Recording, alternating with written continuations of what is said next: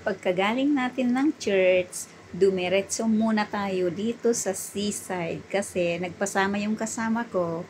Gusto niya lumanghap ng sariwang hangin sa seaside daw. Ayan, samahan natin. Ang ganda ng view dito, guys. Ayan, oh, napakaganda ng view. Kaya enjoy muna natin na matanaw kung ano ang mga tanawin dito. Yan. Dahil gabi na rin, so yan. Nag-umpisa na magbukas yung mga ilaw.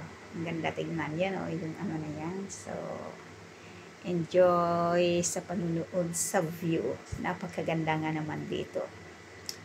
Ayan yung mga building. Nagbukas na rin yung mga ilaw nila. At saka, yan. Yun.